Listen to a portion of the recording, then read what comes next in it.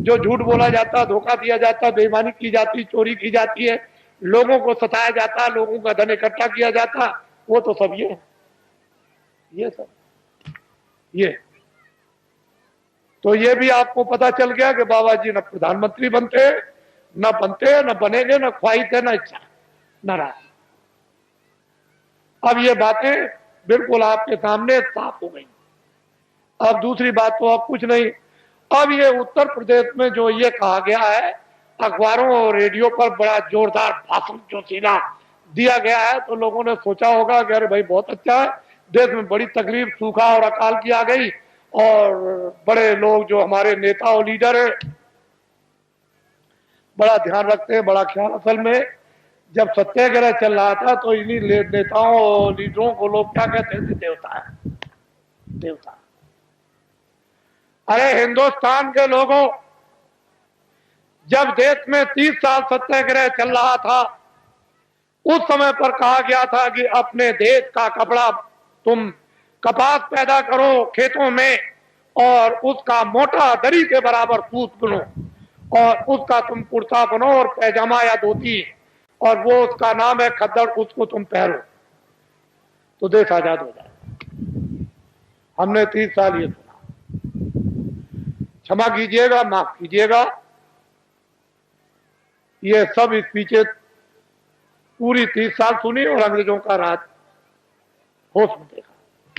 उनके कर्मचारी, अधिकारी, और उनके अगर कहीं कोई घटना हो जाए, कहीं पर कत्ल की घटना हो जाए, तो सारे जिले के अधिकारी टूट पड़े, मजाल है। लेकिन क्या,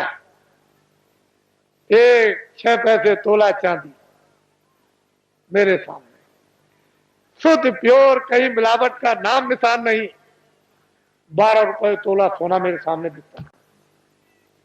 6 पैसे मजदूर को मजदूरी मिलती थी, और बेईमानी का नाम नहीं था, और पूरा गुजारा होता था मेरे सामने। 1 रुपए का 60 किलो चावल, 60 किलो गुड़ और 60 किलो चना बाजार में बिकता था, देहातों में तो छोड़ दीजिए।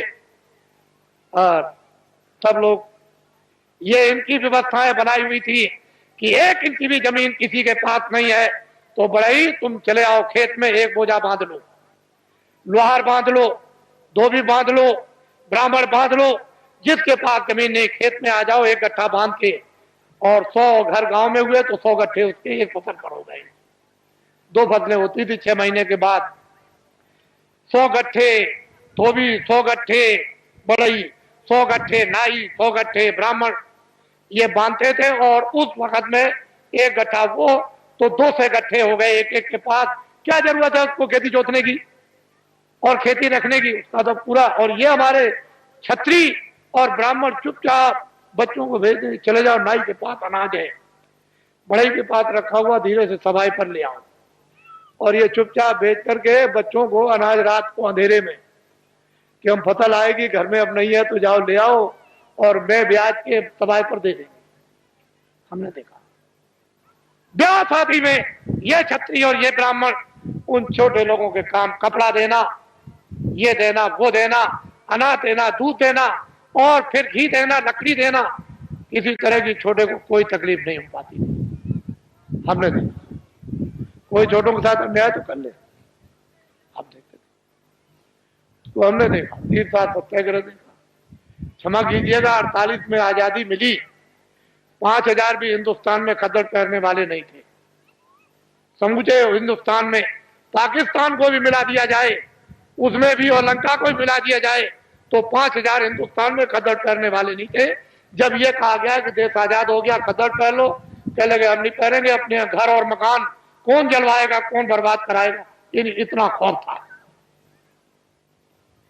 और एक दिन की आवाज पर इन बच्चों ने 1 करोड़ ने टाट, चलो जंगलवासियों,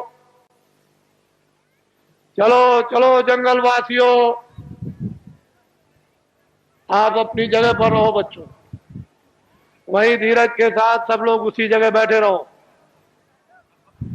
अपनी अपनी जगह पर बैठे रहो।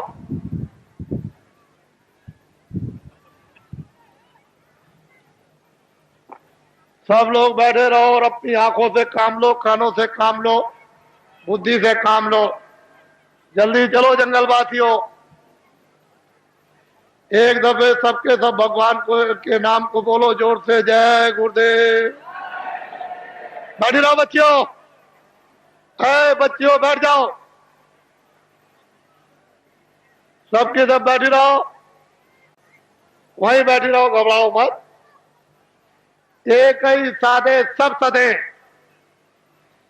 एक दिन की आवाज पर 1 करोड़ लोगों ने, इन बच्चों ने बोरा पहन लिया। इस देश के अंदर 1 करोड़ बच्चे बोरा पहने हुए हैं। कौन हिंदुस्तान में नेता और लीडर पैदा हुआ जो एक दिन की आवाज पर करोड़ों बच्चों को ये टाट, ये बोरा, ये जूट पहरा दे? इनको देखो आप,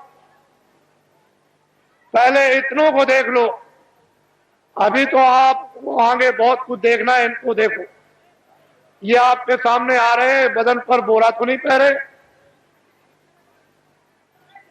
मर्यादा के लिए एक लंगोटी तो जरूर है, लेकिन इनको देखो आप,